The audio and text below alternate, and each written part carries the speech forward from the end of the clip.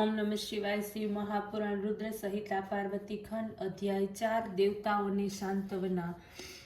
देवताओनी स्तुति सांभળી સર્વોપદ્રવનું શમન કરનાર દુર્ગા દેવતાઓની સમક્ષ પ્રગટ થયા। તેમનું તેજ અપૂર્વ હતું। બધા દેવતાઓ તેમની સ્તુતિ કરવા લાગ્યા કે હે માતા ક્ષમા કરજો, હે શિવા હવે સનતકુમારના વચનોને પૂર્ણ કરો, હે દેવી હવે તમે પુનઃ પૃથ્વી ઉપર અવતારને ધારણ કરો, શિવજીની પત્ની બનો, પોતાની લીલાઓથી દેવતાઓને સુખી બનાવો, તેનાથી કૈલાસવાસી શિવજી પણ પ્રસન્ન થશે અને સર્વનું દુઃખ દૂર થશે।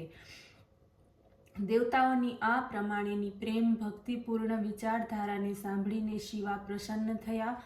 બધા જ કારણ વિચારીને પોતાના પ્રભુ શિવનું સ્મરણ કરતી દેવી ઉમાએ હસતા હસતા જવાબ આપ્યો, હે દેવતાઓ, બ્રહ્મા, વિષ્ણુ, મુનિઓ વગેરે સાંભળો, તમારા દુઃખ દૂર થાઓ। હું ચોક્કસ પૃથ્વી ઉપર અવતાર લઈશ।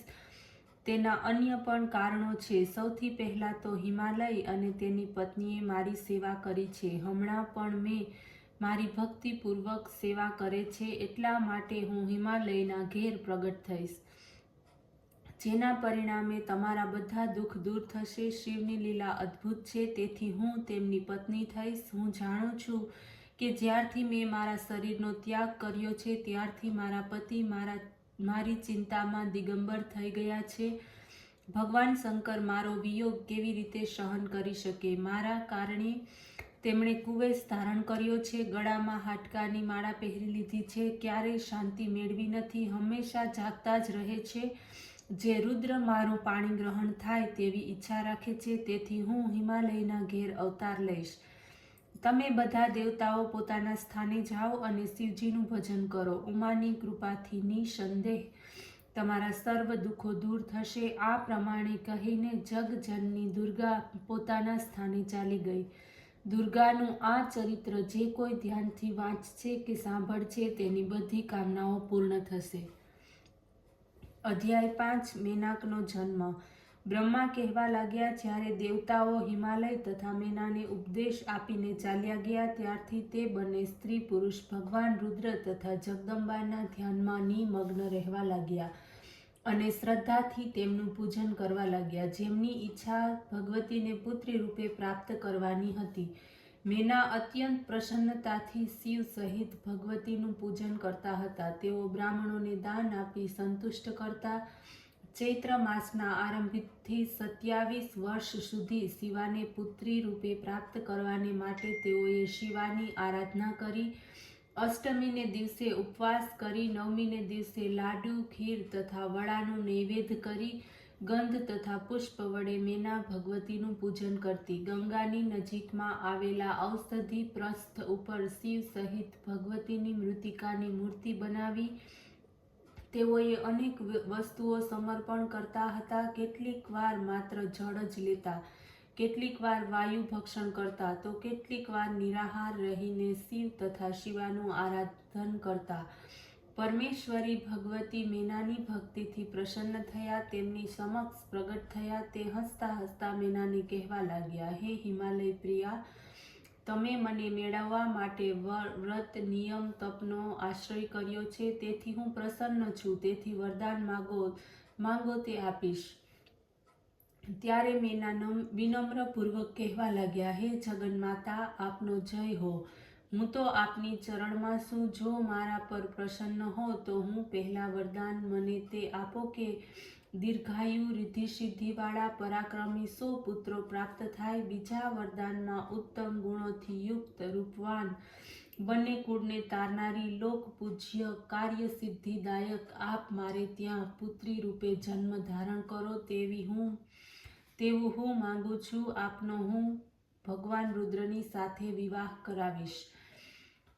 બ્રહ્મા કહેવા લાગ્યા કે હે નારદજી, જ્યારે આ પ્રમાણે મેનાને વરદાન માગ્યા ત્યારે મંદ મંદ હસતા શિવા કહેવા લાગ્યા, હે મેના, તને 100 પુત્રો થશે, તેમાં સૌથી મોટો પુત્ર અધિક બળવાન થશે। હું તારે ત્યાં દેવતાઓના કાર્યને સિદ્ધ કરવાને માટે પુત્રી રૂપે જન્મીશ। આ પ્રમાણે કહીને પરમેશ્વરી ભગવતી જોત જોતામાં ત્યાંથી અંતર્ધ્યાન થઈ ગયા।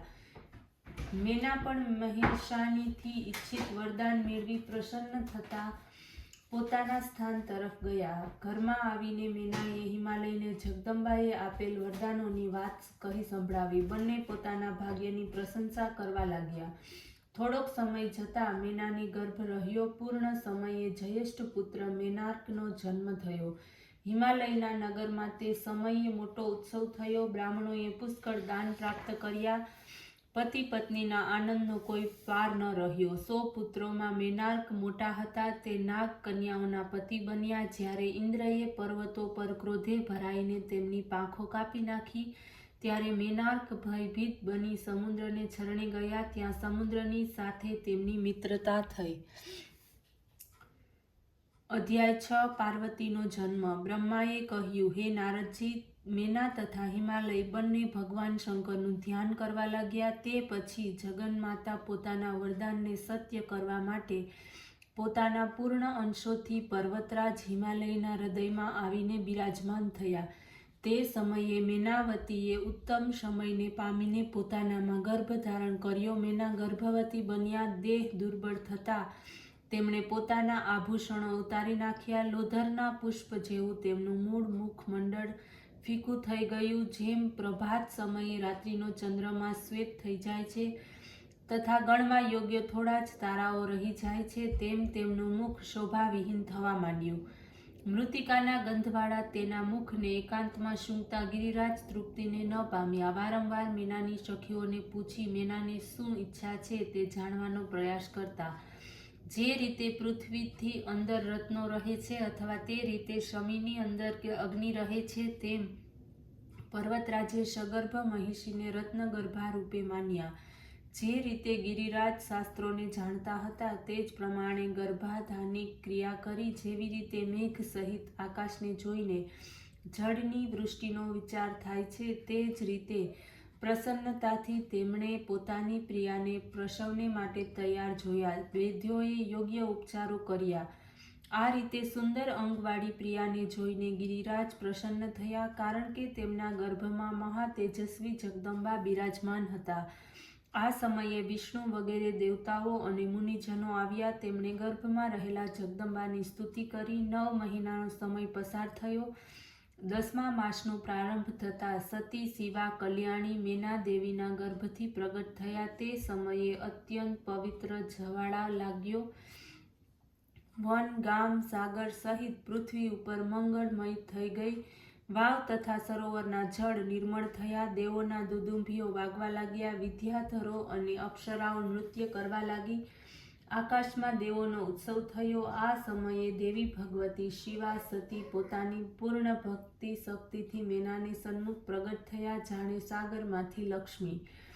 ભગવતીના દિવ્ય રૂપને જોઈને મેનાએ કહ્યું, હે જગદંબા, હે મહેશાની, તમે અત્યંત કૃપા કરી છે.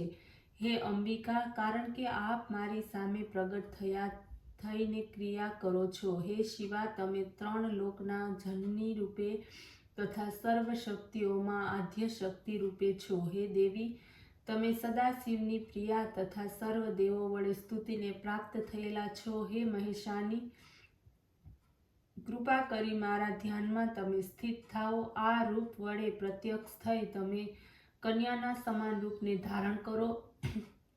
મેનાના વચનો સાંભળી દેવી કહેવા લાગ્યા, હે દેવી, તમે મારી પહેલા સેવા કરી હતી. તમારી ભક્તિથી હું પ્રસન્ન થઈ વરદાન માગવાનું કહેતા તમે મને કન્યા રૂપે પ્રાપ્ત કરવાની ઈચ્છા કરી હતી. આ દિવ્ય રૂપ તે વાતનું સ્મરણ કરવાને માટે જ મેં ધારણ કર્યું છે. તમે બંને મારામાં ભાવ રાખનારા થશો તો મને પ્રાપ્ત કરશો. શિવના પત્ની રૂપે થઈને હું જગતને તારીશ. આ રીતે કહી જગદંબા શિવા મૌન થઈ ગયા. પોતાની માયા વડે માતાને પ્રીતિયુક્ત જોઈ તેઓ તત્કાળ બાલિકા રૂપે બની ગયા. ઓમ નમઃ શિવાય.